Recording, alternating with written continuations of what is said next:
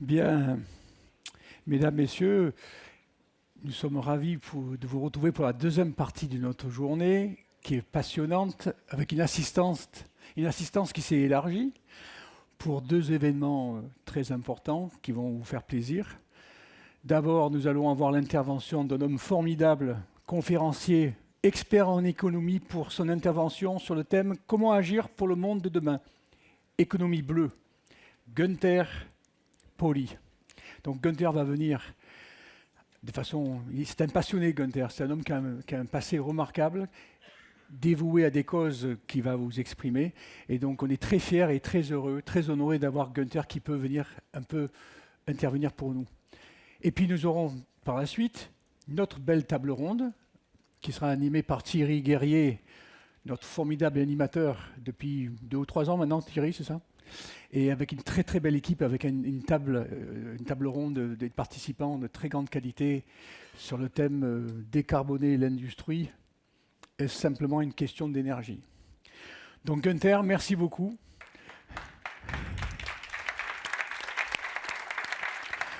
Merci Günther. Merci. Comment allez-vous ce matin? Ouais, l'Assemblée est bien passée? Tout approuvé? Ben alors, je vous félicite. Moi, je viens d'arriver de Dubaï. Je suis arrivé hier soir de Dubaï. Je ne pouvais pas prendre un vol direct parce que les avions pour Paris étaient pleins. C'est une bonne indication que Paris, les vols sont pleins. Soit les lignes aériennes n'ont pas assez d'avions à la disposition, soit c'est vraiment plein. Mais en tout cas, je suis arrivé hier soir. Et pour moi, un retour à Paris, c'est ma première visite cette année. Quand même, lors du Covid, lors de cette période de 2 ans, j'ai dû déplacer la majorité de mes activités là où ils font des choses, et pas là où ils bavardent et font le blabla. Là où ils permettent les gens de faire des choses, pas là où on t'interdit de faire des choses. Là où il y a une liberté d'agir, pas là où on t'interdit et de seulement suivre les règles du jeu. Moi, je suis là pour quand même déranger un peu. Je suis là pour vous dire qu'il faut changer les règles. Et si l'ambiance politique n'est pas prête de changer les règles, eh bien, c'est à nous, entrepreneurs, de les changer. On n'a pas d'autre choix. Et je crois que c'est très important que nous prenions les choses en main, parce que c'est fini que les gens qui ne savent pas comment gérer l'entrepreneuriat et la réindustrialisation d'un pays, comme on le fait aujourd'hui. Je ne suis pas dans un débat politique, je fais un constat d'entrepreneur. J'ai passé 42 ans de ma vie dans l'entrepreneuriat. Je n'ai jamais travaillé pour une entreprise, j'ai toujours travaillé et j'ai toujours bossé pour mes entreprises. C'est très important parce qu'aujourd'hui, on a plus que jamais besoin de l'innovation. Mais pas l'innovation dans des produits, ni des procédés, ça va de soi, mais on a besoin des innovations dans les modèles d'affaires. On ne peut pas continuer à faire les affaires comme on les a fait jusqu'à présent. Et je m'explique. Quand on est un petit, comme moi, je ne suis pas un gros entrepreneur, l'entreprise la plus importante que je dirige, peut-être vous la connaissez, elle s'appelle Novamont. Novamont est le premier fabricant en Europe de bioplastique. On est le premier, mais on ne fait que 500 millions de chiffre d'affaires. Ça veut dire on n'est rien.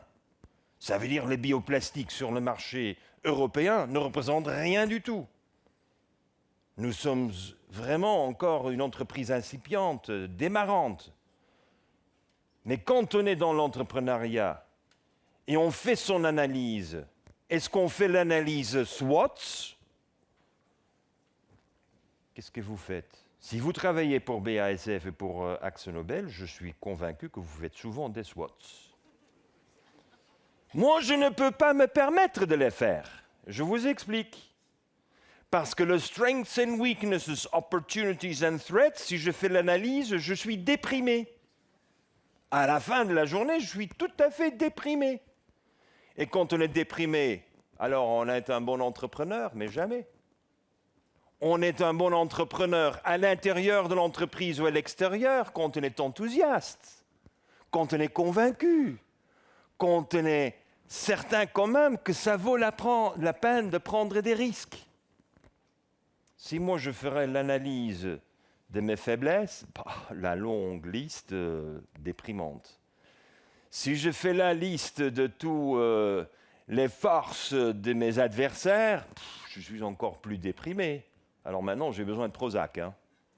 Il faut que je prenne des pilules parce que je n'arrive jamais à me rassembler devant ces défis.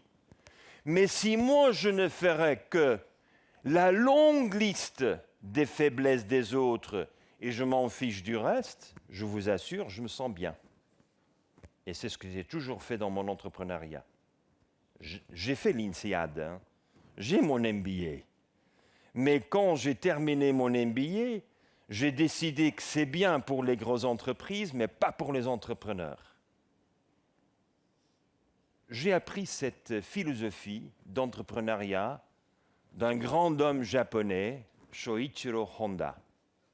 J'ai eu l'occasion de travailler 3 mois chez lui dans son bureau, et un jour, comme jeune MBA, INSEAD, quand même, on vient de l'INSEAD, hein, c'est n'importe quoi. Je lui posais la question, Monsieur Honda, en 1956, vous avez décidé de fabriquer des voitures. Est-ce que vous avez fait un SWOT analysis? Et il a donné exactement la même réponse que je vous ai donnée maintenant. Jamais on fait ça. Mesdames et messieurs, cette expérience chez Monsieur Honda m'a permis quand même de bien cerner la nécessité pour l'innovation, la transition, la transformation de nos sociétés. Nous avons besoin, non pas seulement de notre modèle d'affaires, mais pour arriver à cet autre modèle d'affaires, il faut avoir d'autres outils d'analyse de gestion pour savoir comment je vais quand même changer ce monde, parce qu'il faut changer. Hein. Et la première chose que, de nouveau, un jeune entrepreneur se retrouvant sur le marché constate, c'est qu'il est tout à fait impossible de faire la concurrence sur base des prix. On ne peut pas être le meilleur marché. Alors, c'est fichu, c'est fini, c'est terminé. Mais le modèle d'affaires qu'on a imposé à tous et toutes aujourd'hui, c'est que vous faites la concurrence grâce, une concurrence globale, grâce au fait que vous êtes le meilleur marché, avec cette qualité. Mesdames et messieurs, c'est fini. Premier constat pour vous aujourd'hui, si vous voulez être sur le marché d'ici 20 ans, c'est fini d'être le meilleur marché. Vous devez transformer votre entreprise dans un modèle d'affaires où le core business n'est plus le core business, où vous faites des clusters des technologies et des produits, vous offrez des solutions avec la valeur ajoutée la plus élevée. Pour moi, si on ne fait pas cette transition à l'intérieur de l'entreprise, on n'arrive pas à concurrencer sur une échelle mondiale. N'oublions pas, il y a quelques Chinois, quelques Indiens, quelques Brésiliens, il y en a d'autres qui suivent cette stratégie traditionnelle qu'on nous a enseigné de suivre dans le cadre de la globalisation. Mais qu'est-ce qu'on a besoin aujourd'hui? Vous en France, nous dans d'autres pays, c'est la réindustrialisation. On ne va pas réindustrialiser, on ne va pas régénérer cette tissu industriel que vous, Français, vous avez perdu. C'est très difficile de trouver encore des gens qui sont prêts d'investir dans la production. Tout est devenu outsourcing, supply chain management. On n'a même plus le vocabulaire en français. Hein.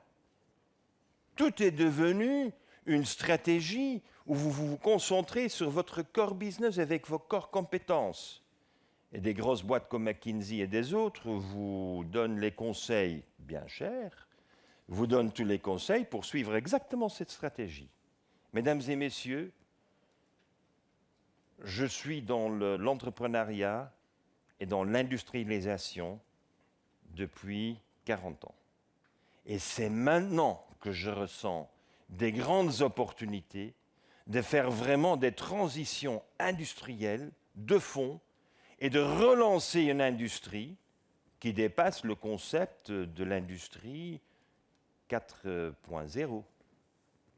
Nous avons besoin pas de plus de globalisation, nous avons besoin, comme je vous ai dit, création des valeurs ajoutées, et des valeurs ajoutées qui ne sont pas seulement à mesurer en fric, en argent. Nous avons besoin d'inclure les éléments qualitatifs de la vie. Raison pour laquelle j'ai écrit un petit bouquin qui s'appelle L'économie du bonheur. Parce que quand même, lors du Covid, on a pris conscience du fait que le bonheur est important. Hein. Est-ce qu'on va contrôler le virus ou est-ce qu'on va vivre? Qu'est-ce qu'on va faire? Et l'économie du bonheur, la capacité que nous avons d'inclure la qualité de la vie dans notre stratégie de concurrence, c'est ça ce qui est pour moi le nouveau modèle d'affaires. Un nouveau modèle d'affaires qui nous différenciera avec une force sur le marché, parce que nous savons très bien que le marché le demande. Les jeunes l'exigent. Vous connaissez le métaverse? The metaverse. Vous avez entendu parler du metaverse. Voilà. Si les jeunes sont si intéressés dans ce métaverse, c'est parce que la réalité d'aujourd'hui ne leur plaît plus. Ils cherchent de créer leur monde digitalisé, imaginé en 3D, parce que le monde qu'on propose aujourd'hui ne leur plaît plus, ne leur engage plus. Et mesdames et messieurs, si vous n'avez plus la possibilité d'engager des jeunes, vous avez un problème grave. Parce que c'est l'engagement des jeunes, pas parce qu'ils ont des dizaines de diplômes, mais parce qu'ils sont motivés, inspirés, enthousiasmés. C'est ça ce que nous avons besoin. Et c'est la raison pour laquelle les entreprises d'aujourd'hui et de demain doivent avoir des modèles d'affaires qui incluent la qualité de la vie et le bonheur. Malheureusement, encore aujourd'hui, sur le New York Stock Exchange, sur la Bourse de Paris, si vous annoncez que vous organisez la démission de 10 000 employés, que ferait votre cote en bourse? À la hausse. Quel est le message qu'on fait passer?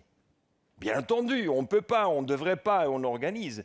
Mais je vous explique que je vous donne comme cas concret un exemple que j'ai réalisé les 10 dernières années. Vous connaissez une petite entreprise italienne qui s'appelle Eni. Voilà, petite entreprise pétrolière. Versalis est une de ses filiales. Eh bien, en 2012, Eni est devant une situation compliquée, que vu que l'approvisionnement du gaz et du pétrole de la Libye était en problème, ils ne pouvaient plus maintenir leur cracker de 1962 installé en Sardaigne. Vous vous imaginez ce que ça représente, fermer un cracker de 1962 en provision? Je parle seulement comptable, en provision. En provision, ça veut dire que vous avez l'amiante à régler. Ça coûte d'argent. Vous avez quand même pas mal de mercure à organiser. Vous avez une installation sur un terrain qui est contaminé. À l'époque, c'était tout à fait légal, mais aujourd'hui, on ne peut plus. Alors, grâce à un petit rapport de PwC, c'était 1,2 milliard pour fermer l'usine. Que dit le PDG? On ne ferme pas. On laisse traîner avec 50 personnes parce que 1,1 milliard, je le ferai quand je fais 10 milliards de bénéfices. Parce que sinon, les provisions sont quand même des pertes du moment. Et on est obligé, avec tous les KPI qui sont organisés, c'est évident qu'ils ne souhaitent pas du tout avoir 7 quarters de l'année une perte en provision de 1,2 milliard. C'est là où vient un petit Belge, moi. C'est là où vient un petit Belge un peu malin, un peu dit, mais alors quel est le problème? Alors, je n'entre pas dans tous les détails de la discussion, mais en 3 semaines, on a bouclé un accord. Et l'accord, c'est que moi, notre entreprise, Novamont, a repris les installations de Eni. On les a repris pour les transformer en la première bioraffinerie de l'Europe. Et on m'a dit, mais monsieur, Bioraffinage, c'est bien, mais sur ce volume-là, ça n'existe pas. Eh bien, c'est pour ça qu'il faut le faire. Parce que est-ce qu'on va rester dans cette philosophie, ça ne se fait pas, c'est trop cher, c'est trop difficile, ou est-ce qu'on dit, on tranche? Et nous avons tranché. Mais il faut avoir une matière première. Parce que si vous n'avez pas de matière première, on n'utilise plus le pétrole ni le gaz, alors qu'est-ce que vous allez utiliser? Bien entendu, Cargill est immédiatement à côté de nous pour dire Cargill va organiser le maïs. Je dis non, non. Excusez-moi, de notre éthique, il n'est pas possible de faire des plastiques avec des produits qui font la concurrence avec la nourriture.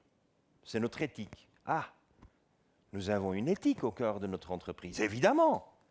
Parce que c'est ce qu'on recherche aujourd'hui, des gens qui ont l'éthique qui est au cœur de l'entreprise. Le modèle d'affaires est quand même soumis à une éthique. Et l'éthique, c'est que je ne fais pas ce qu'a fait NatureWorks.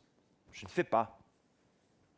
Alors on a dit, mais Monsieur Poli, vous aurez beaucoup de difficultés de trouver des matières premières. Alors à ce moment-là, il faut prendre des photos, des images, des satellites. Et on regarde la Méditerranée. Et qu'est-ce qu'on trouve? On trouve, je vous résume, et je simplifie, parce que sinon vous êtes ici encore 4 heures cet après-midi. Je résume, on a trouvé 20 millions d'hectares de chardon. Vous connaissez le chardon? Qu'est-ce qu'on fait aujourd'hui avec le chardon?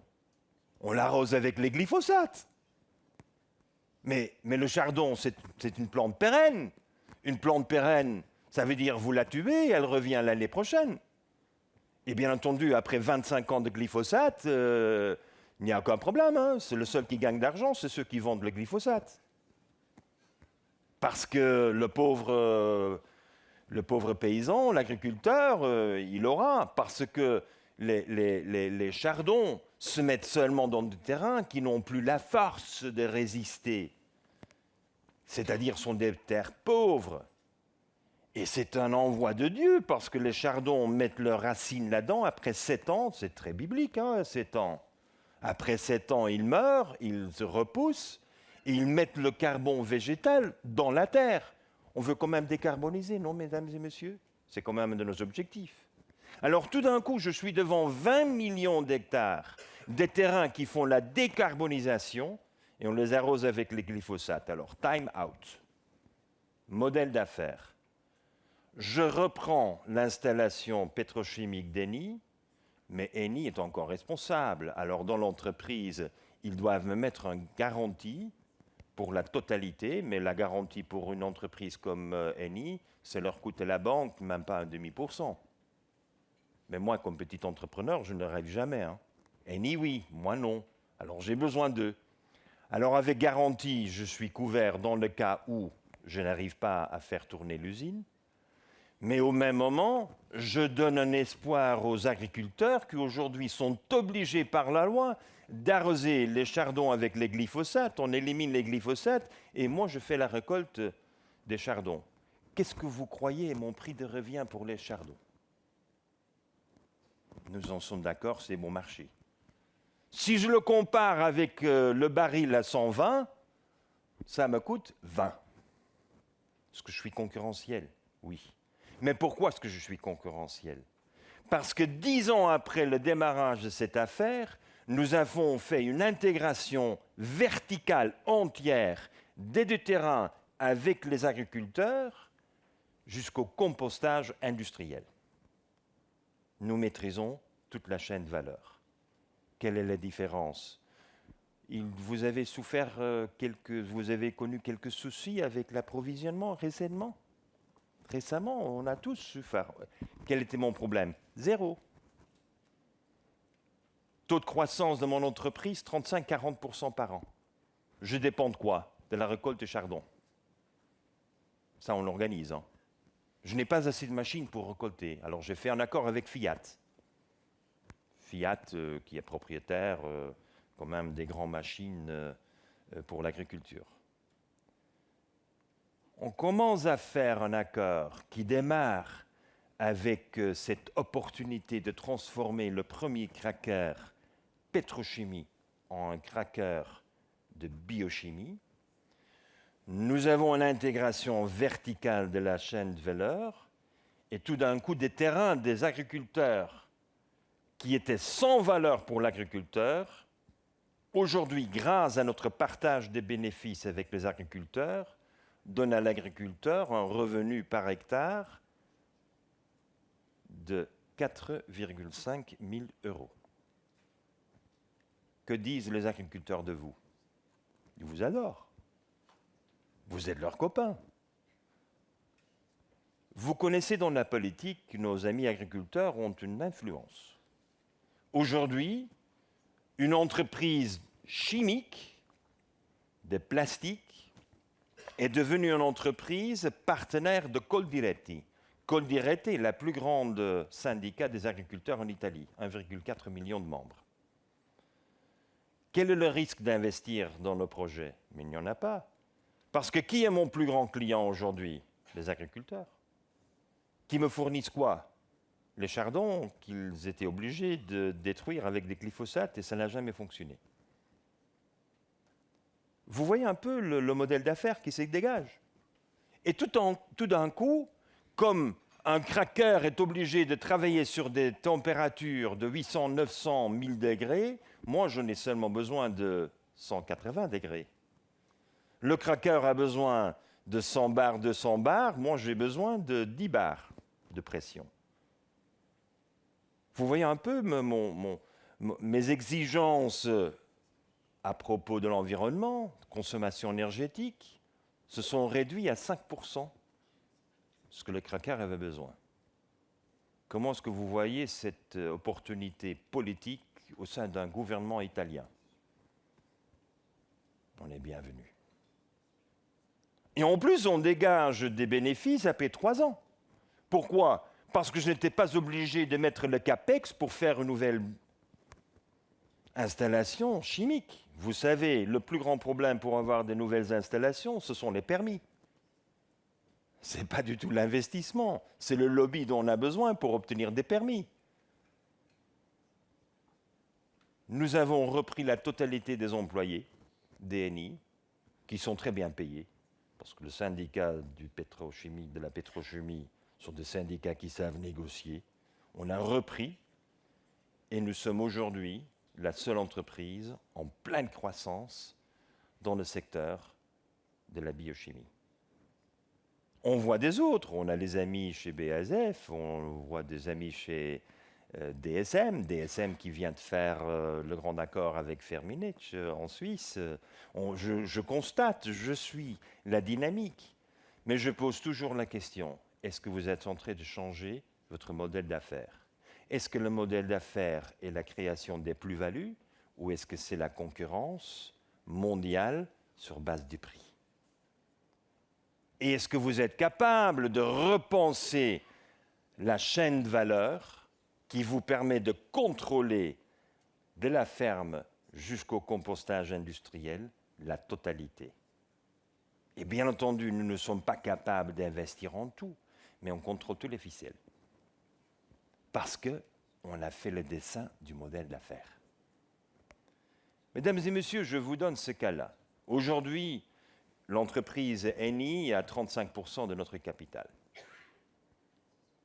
Mais nous avons les mêmes 7 investisseurs de la première journée, il y a 28 ans. La valorisation de l'entreprise est passée d'une petite entreprise qui a surgi à cause du faillite du groupe Gardini. Vous vous rappelez peut-être ceux qui ont plus de 60 ans, comme moi. Le groupe Gardini en Italie, c'était le grand mariage avec Bégansé pour faire la chimie verte à l'époque. Ça n'a pas fonctionné. Mais aujourd'hui, ça fonctionne. Ça fonctionne et notre taux de croissance. Moi, je propose que la France se mette dans cette même voie parce que vous avez pas mal, Total n'a pas mal de crackers à fermer. Hein. Qui est installé au Havre? Le Havre, il y a quand même un cracker à fermer. Hein. Je vais vous donner la liste des crackers à fermer. Qu'est-ce que vous allez faire? Les fermer, les démanteler? Et qui va payer? Mais celui qui contribue, qui paye. Hein. Mesdames et messieurs, je crois que ce cas qui pourrait être un cas qui vous parle parce que vous êtes dans une industrie quand même lourde en investissement, en CAPEX. Vous avez besoin des investissements, vous avez besoin des installations. Je crois que de ce côté-là, nous avons cette expérience qui nous a permis de relancer les activités qui ont été considérées des activités sans futur en Europe. Au même moment, une fois qu'on a fait cette analyse du chardon, on commence à découvrir, est-ce qu'il n'y a pas un produit plus banal ou une plante plus banale que le chardon? Même les vaches ne le mangent pas. Alors quand même, à quoi ça sert? Mesdames et messieurs, aujourd'hui, le chardon nous donne la totalité des matières premières pour faire les bioplastiques. Il y a une huile qui fait la concurrence avec le tournesol, mais nettement meilleur marché. Et en plus, la paille, qui dans la Méditerranée est plus de 3 mètres, tandis que dans la majorité des denrées, on a décidé de faire une modification génétique pour avoir une petite paille. Mais moi, j'aime bien la paille à 3 mètres parce que la paille, c'est de cellulose, cellulose, c'est sucre, sucre, c'est l'alcool. L'alcool est un ingrédient critique pour mes monomères. Alors pourquoi est-ce que je veux faire la modification génétique si ça m'intéresse de l'utiliser? Très bon marché. Je ne suis pas contre le fait qu'on est capable de faire des OGM, je suis contre le fait qu'on n'utilise pas l'opportunité pour faire des bonnes affaires. Et alors nous avons aujourd'hui toute la paille qu'il faut pour que nous puissions faire l'alcool, bio bien entendu, et notre production de bio, on est à émission zéro, parce que tout le carbone qu'on dégage lors de la fermentation est réutilisé pour faire la spiruline. Ah, vous connaissez la spiruline? Qui ici prend des pilules de spiruline? Ah oui, je vois. Vous voyez, c'est un produit. Vous savez que la France importe 92% de la spiruline consommée en France, tandis que la France est un des pays idéaux pour la production, la cultivation de la spiruline. Moi, je sais que c'est le meilleur marché au Mexique, hein, mais avec mercure. Dans les marges acceptées en France. Ah non, non, non. Moi, j'ai une philosophie aussi dans tout ce que j'appelle mon éthique, c'est que moi, mal est mal. Hein. Vous êtes d'accord? S'il y a peu de mercure, il y a encore de mercure. Le problème chez nous, c'est que le mercure s'accumule dans notre corps. Et pourquoi est-ce qu'on accepte un peu de mercure? Je peux faire la petite parenthèse. Est-ce qu'il y a des femmes qui sont un peu enceintes? Non. Vous êtes enceinte, oui ou non? Vous avez de mercure, oui ou non? Vous volez, oui ou non? Vous polluez, oui ou non? Il n'y a pas d'intermédiaire. Et je crois que c'est un autre élément, un deuxième élément très important dans cette transition dans la philosophie d'entreprise, le modèle d'entreprise, qu'on devient très clair dans ses objectifs. J'ai proposé en 89 le concept émission zéro. Et à cette époque-là, j'ai dit, c'est mon point de départ. Ce n'est pas mon objectif, c'est mon point de départ. Je suis membre du Club de Rome. Quand on lit tous les rapports du Club de Rome, qui connaît le Club de Rome? Le Club de Rome a fait, il y a 50 ans, le grand rapport « Halte à la croissance », point d'interrogation. Et là, comme moi, comme étudiant, j'ai lu ce rapport, je me suis dit, mon objectif doit être émission zéro. On ne peut pas. On le savait déjà. Les informations étaient disponibles. Et tout d'un coup, on a décidé de rien faire, de le discuter, de le débattre, de faire des conférences. Mais l'action, on n'est pas passé à l'action. Alors, quand j'ai décidé en 89 que c'est zéro, vous savez, dans l'entreprise, le but zéro est quand même très accepté. Vous ne pouvez pas dire ah, j'accepte 2% d'accidents mortels dans mon entreprise. Ce n'est pas possible, c'est zéro. Vous ne pouvez pas vous engager à un autre objectif que zéro. Personne meurt dans mon entreprise lors de son travail. C'est zéro, vous êtes d'accord? Alors pourquoi pas zéro pollution? Pourquoi est-ce qu'il faut ramener à 2050 afin que nos enfants s'en occupent? Ah non, la responsabilité est la nôtre. Encore une fois, comment est-ce qu'on fait la transition du modèle d'affaires afin que zéro émission, comme objectif d'aujourd'hui, comme point de démarrage d'aujourd'hui, ne va pas craquer notre entreprise, ne va pas rendre impossible de faire la concurrence. On ne peut le faire qu'en remodelant ce modèle d'affaires. Je vous donne l'exemple de notre entreprise que j'ai créée, que peut-être vous connaissez. Elle s'appelle Ecovert. Qui connaît Ecovert? Vous faites la vaisselle à la maison alors? Non. C'est le détergent, c'est un produit. Et quand j'ai repris l'entreprise en 90, j'ai décidé de créer une nouvelle usine. Et en 9 mois, on a construit une usine 100% en bois, avec la grande pelouse, la plus grande pelouse encore aujourd'hui, sur un bâtiment industriel. J'ai négocié avec les syndicats 2 éléments importants. 1, vous me donnez le droit de payer mes employés 1 demi-euro par kilomètre pour venir travailler en bicyclette. Vous savez, pour 1 demi-euro, les Belges qui travaillent chez moi, tout le monde bicyclette. Hein. Ah ouais. Les Hollandais, il ne faut pas les payer. Hein. Les Hollandais, ils viennent automatiquement en bicyclette. Les Belges, il faut quand même donner un petit incentive. Hein. Mais deuxième chose, alors là, les syndicats, ils étaient quand même un peu mal à l'aise avec ma proposition. Mais ma proposition était que j'avais le droit d'acheter les sous-vêtements de mes employés. Je me dis, mais monsieur Poli, vous êtes créatif, intéressant de temps en temps, mais là, vous exagérez. J'ai dit, mais non, regardez les halls, les machines, j'ai besoin d'un toit qui est à 15 mètres. Alors imaginez-vous combien d'énergie je dois mettre pour chauffer l'usine en hiver. Et les syndicats avaient négocié 17 degrés. Je dis non, 11 degrés. Je dis, mais non, ce n'est pas acceptable, 11 degrés. Ah non, 11 degrés, ce n'est pas possible, mais si je vous mets à votre disposition les sous-vêtements de Patagonia, des sous-vêtements pour quand même aller au Himalaya, alors là, on peut se mettre d'accord. Alors finalement, on s'est mis d'accord. Hein. Mais j'ai dû payer pas seulement les sous-vêtements, mais aussi les autres vêtements. Hein. J'ai acheté tout. Vous savez que j'ai quand même, en moins de 1 an et demi, j'ai gagné l'argent que j'ai dépensé pour les vêtements, tout en mettant le thermostat à 11 degrés. Vous savez, ce sont des petits éléments. Mais quand le chauffage de votre usine n'est obligé que de faire 11 degrés, moi je savais que la production du savon est exothermique. Alors j'avais la température qui venait de mes machines, je pouvais les recycler à l'intérieur. Vous devez voir cette usine, elle est pleine hein, des machines. Mais la température a été rassurée par les sous-vêtements.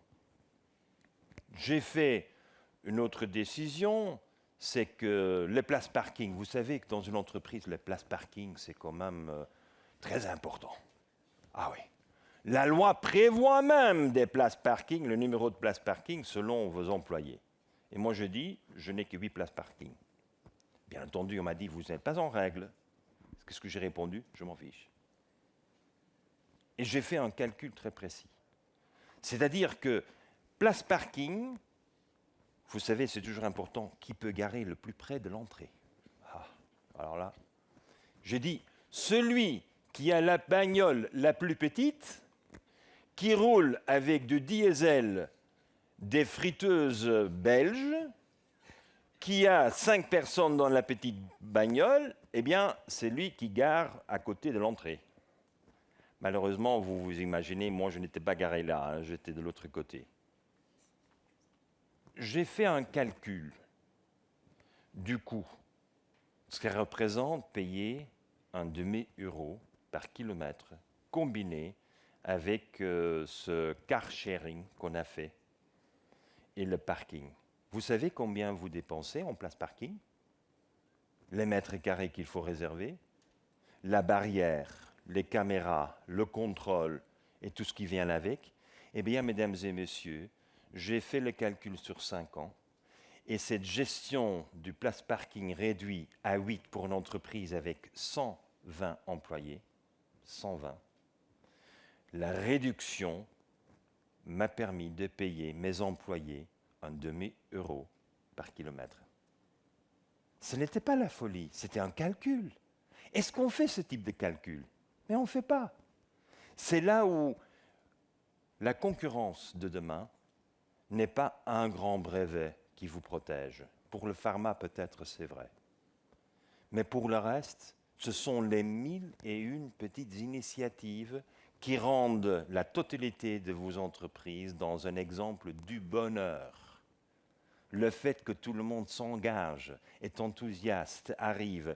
Et quand il y avait des journalistes qui me posaient la question, eh bien, Monsieur Poli, quel est le rendement pour vous en payant un demi? Vous avez expliqué que vous avez quand même pu payer grâce au fait que vous avez économisé, mais quel est votre rendement? Ma réponse était simple, la santé de mes employés. Parce que si j'ai des employés qui font la course en vélo 2 fois par jour, eh bien, mesdames et messieurs, seront en meilleur état, meilleure santé. Je vais vous montrer un vidéo. Je vais vous montrer un vidéo, pas pour démontrer un autre projet industriel, mais l'initiative qui a quand même comme but de changer toute la logique autour de la décarbonisation. Messieurs, vous montrez la vidéo s'il vous plaît. Nous parlons de Porrima. Porrima est la déesse du futur dans la mythologie romaine. Et ça, c'est ma déesse. C'est le premier bateau du monde qui est équipé avec des cerfs-volants, qui est équipé avec le solaire. Et grâce aux cerfs-volants et au solaire, nous avons sur le bateau des excédents d'énergie. Et cet excédent énergétique est transformé sur le bateau en hydrogène. Je fabrique l'hydrogène avec l'eau de mer, avec les excédents énergétiques. Mesdames et messieurs, nous le faisons depuis 4 ans. Ne me dites pas que ce n'est pas possible. Nous avons trop d'énergie grâce à un engineering qui a mis dans la tête qu'on va avoir trop d'énergie. Mais on n'a pas accepté les conditions traditionnelles. Vous voyez un cerf-volant qui bouge dans cette dynamique infinie. Ce cerf-volant qui a quand même une force de traction avec 40 mètres carrés, une force de traction de 100 tonnes. Vous imaginez la structure du bateau. Pour tenir cette force, pour prendre cette force. C'est pour ça que le bateau, quand même qui doit naviguer l'océan, les océans, était refait dans son dessin afin que la voile, ce cerf-volant, ait la force la plus importante. Ce cerf-volant fut inventé en Polynésie il y a 8000 ans. Mais malheureusement, on avait des grands vendeurs grecs, égyptiens et romains. Ils ont vendu la voile. Et tout le monde utilise encore la voile. La voile est inefficace comparée avec le cerf-volant. Tout à fait inefficace. Mais nous n'avons jamais apprécié cette révolution des Polynésiens, qui quand même sont les grands marins qui traversent l'océan Pacifique. Eh bien, ces grands marins de l'océan Pacifique ont inventé ce cerf-volant que nous avons maintenant mis avec une intelligence artificielle. Qu'est-ce qu'on fait? On prend le vent à 200-220 mètres d'altitude. Et c'est le cerf-volant qui fait le tic-tac. Et le bateau va tout droit. Je gagne 30% sur les voiliers. Parce que sur les voiliers, c'est le bateau qui fait le tic-tac. Et c'est le cerf-volant qui est fixe. Vous voyez l'innovation? Basique, mais importante. Je suis content d'avoir avec nous Audrey Meunier, qui vient de passer quand même 11 500 km sur le bateau.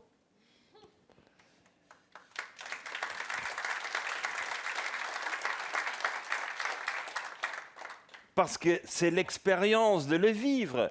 Mais de quoi est-ce qu'on parle? Eh bien, nous parlons vraiment d'une transition fondamentale de l'énergie éolienne. On est conscient qu'on a besoin du vent. Mais si vous mettez une éolienne, vous fixez et vous espérez qu'il y a du vent. Maintenant, avec l'intelligence artificielle, nous sommes capables d'aller chercher là où il y a le vent. Ah, quelle différence! Et notre cerf-volant sur Terre, on peut chercher l'énergie entre 200 et 800 mètres. 800 mètres, ce sont les bâtiments les plus grands du monde.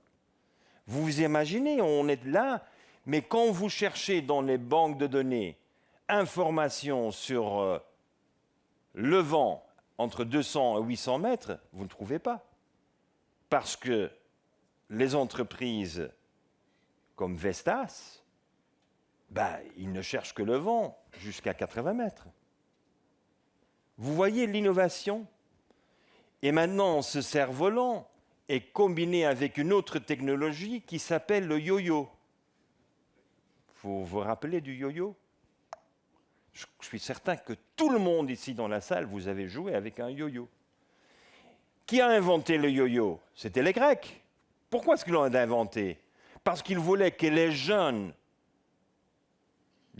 qui se préparent pour la guerre contre Sparta, étaient bien préparés pour le seconde exact, le dixième de seconde exact. Et vous vous rappelez, vous faites ça, et vous ratez avec une dixième de seconde, et bzzz, ça va en bas. Alors de nouveau. Et c'est exactement la même technique qu'on a mis avec le cerf-volant. C'est-à-dire le cerf-volant, la nouvelle technologie avec intelligence artificielle, calcule exactement quand est le moment qu'on fait et redescend, repart le cerf-volant. Mesdames et messieurs, ça nous a pris 17 ans. Je crois que les gens l'ont vu, on ne faut plus répéter, merci beaucoup. Je crois que c'est important. L'innovation est souvent la combinaison de plusieurs technologies. Alors on a le cerf-volant, on a fait le test en Allemagne, et pour moi c'est très important dans l'industrialisation. Est-ce qu'on a un permis, oui ou non? Parce que vous vous imaginez, obtenir un permis pour ça, c'est très compliqué. Sauf que les Allemands t'ont donné un permis. Alors nous avons fait les premières installations au bord du mer Baltique avec un gouvernement local et nous avons obtenu les 2 premiers permis en Allemagne pour opérer ce cerf-volant, qui n'utilise que 5% des matières nécessaires pour l'éolienne aujourd'hui. 5. On a réduit avec facteur 20. Mesdames et messieurs, si on veut décarboniser, on ne peut pas dire on fait moins 5 ou 10%. Il faut réduire. Et réduire de telle manière. Et aujourd'hui, quelle est la réaction immédiate qu'on aura? On mettra des batteries. Il faut avoir des batteries. Moi, je ne suis pas ingénieur, mais je donne des spécifications aux ingénieurs. Vous savez, le grand avantage avec des ingénieurs, vous donnent des specs, ils suivent. Hein. Je leur ai dit, sans batterie. Ils disent, monsieur, ce n'est pas possible, ce n'est pas mon problème, c'est le vôtre. Alors tout d'un coup, on a intégré une 3e technologie dans notre nouvelle approche de l'énergie éolienne, c'est l'horloge coucou. Vous vous rappelez?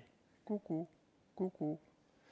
C'est 750 grammes, vous tirez la corde, ça remonte, et pendant 8 jours, vous avez tic-tac, tic-tac. N'importe quelle force que vous avez exercée pour tirer la corde, c'est toujours tic-tac et c'est toujours une seconde, c'est toujours la même force. Nous avons appliqué exactement la même logique dans le cerf-volant. Le cerf-volant, il y a un coup de vent qui tire à 240 km/h, mais l'énergie qu'on met dans le réseau est toujours 220. On ne change pas. On ne peut pas changer. Il faut avoir la stabilité du réseau.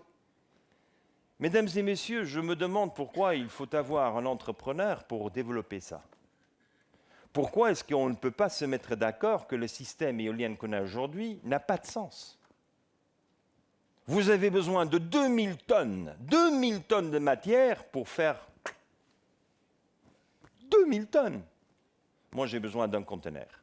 J'arrive avec mon conteneur qui pèse 17 tonnes. Et quel est notre avantage? S'il y a une corde pour brancher, on branche, on lance, et 30 minutes après, on a l'électricité. Vous savez combien de temps ça prend en France pour avoir un permis pour une éolienne? La moyenne est 8 ans. Vous êtes vraiment dans la décarbonisation? Ou vous êtes dans le jeu politique pour freiner, pour éviter que le nucléaire perde part de marché? Quel est le jeu? Et je crois que là, il ne faut pas faire le débat si c'est la politique, oui ou non. Il faut foncer avec une proposition qui est si bonne qu'il n'y a pas de manière de dire non et avoir un permis allemand en poche. Parce que je vous assure, un permis allemand en poche, ça quand même fort hein, quand on négocie avec les responsables politiques. Parce que l'Allemagne est incorrompable. Alors jamais ils vont faire un accord parce que soit ça fonctionne, soit ça ne fonctionne pas. Mesdames et messieurs, l'innovation dont nous avons besoin inclut sortir et même être prêt de terminer avec les grandes solutions qu'on applique aujourd'hui. L'éolienne, on la connaît depuis quand? Depuis 50 ans. Quel est le pourcentage de l'éolienne dans votre portefeuille énergétique en France?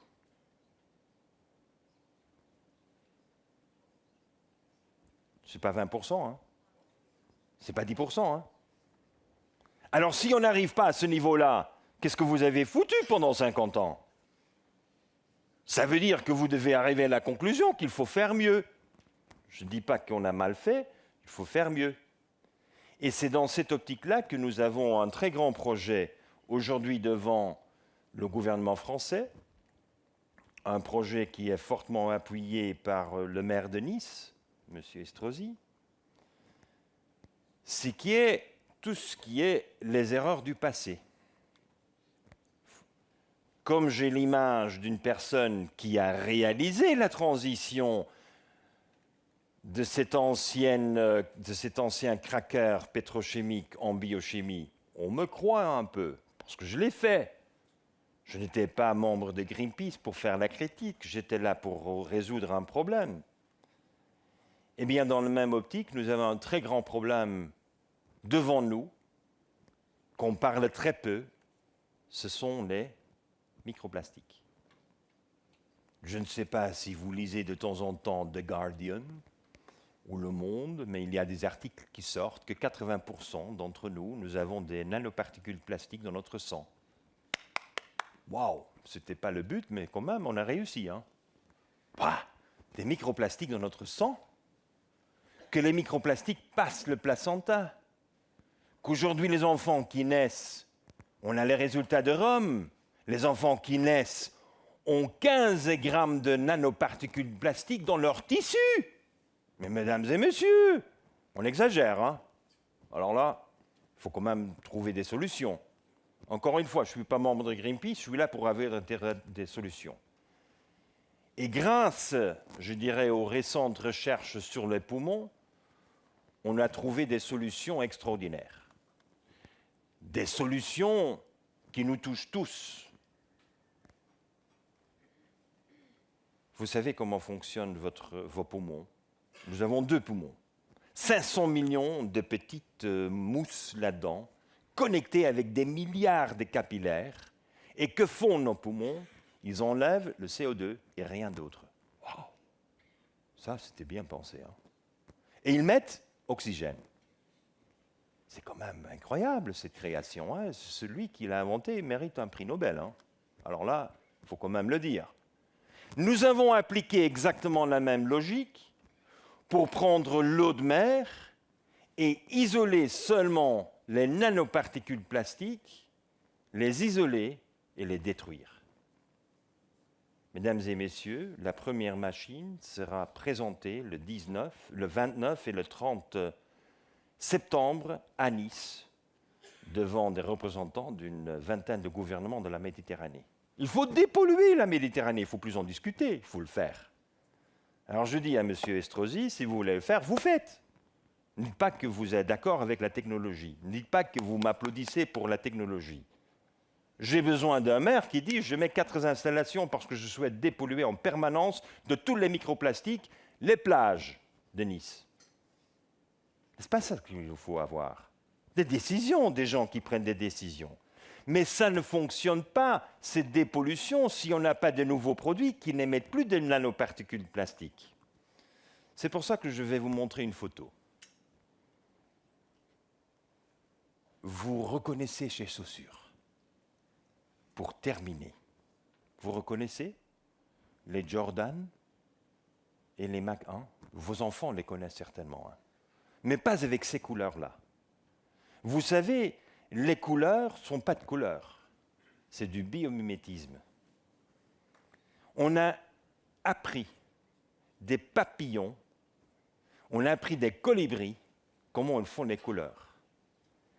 Et on a non pas seulement appris des papillons et des colibris, comment eux sont capables de faire des couleurs, et aussi les scarabées, des couleurs qui tiennent quand même des centaines d'années sans utiliser la chimie. Parce que la matière première que nous avons utilisée, si je ne m'équivoque pas en français, c'est la kératine, ce qui fait nos ongles. Ce sont des déchets des ongles qu'on a utilisés. Et on les a restructurés et nous a mis là-dessus. Mauvaise nouvelle pour vous, les premières pièces, c'est 100 000 € par le paire. Hein. Alors là, ce n'est pas pour moi, ni pour vous, mais quand même, il y a des gens qui l'achètent. Et on a besoin des gens qui achètent pour qu'on ait l'expérience. Mais vous imaginez, les couleurs que vous voyez ne sont pas des couleurs, sont des réfractions de la lumière inspirées par la nature. Alors moi, je dois me mettre maintenant pas seulement à la recherche des chardons, il faut que je mette dans la recherche des ongles coupés. Je sais que ce n'est pas évident de trouver des fournisseurs aujourd'hui. Mesdames et messieurs, pour terminer, je crois que vous avez un peu ressenti le défi que nous avons. Repenser les choses. Mais quelles opportunités avons-nous? Ici, c'est Nike qui a mis l'argent. Et pourquoi ils ont mis l'argent? Parce que M. Michael Jordan lui-même a dit « Je ne veux plus savoir des produits, les colorants que vous mettez sur mes chaussures. Je ne veux plus savoir de ça. J'ai besoin de quelque chose qui est le biomimétisme. » Il a acheté, évidemment, il a un petit budget de 500 millions pour la promotion. Hein, mais aujourd'hui, on ne sait pas suivre la demande. Et vous connaissez les enjeux. L'industrialisation ne se fasse jamais, la réindustrialisation ne se fasse jamais si elle n'a pas une demande du marché. Il faut inspirer autant les entrepreneurs, les actionnaires et les chefs d'entreprise qu'il faut inspirer le clientèle. Les clients ont besoin d'être inspirés et je dis toujours, les clients ont besoin d'être surpris. Parce que, rappelez-vous, de vos grandes célébrations d'anniversaire, c'était les surprises qu'on vous a données. Dans la vie, on aime les surprises. Eh bien, nous avons besoin d'une vague de surprises, d'innovations qui proviennent de toutes nos industries, afin que le marché reprenne ce désir de consommer des produits qui font du bien et non pas seulement du profit. Et si on le fera avec une éthique au cœur, mesdames et messieurs, je suis convaincu qu'on va faire cette transition écologique et économique dont nous avons tous tant besoin. Merci.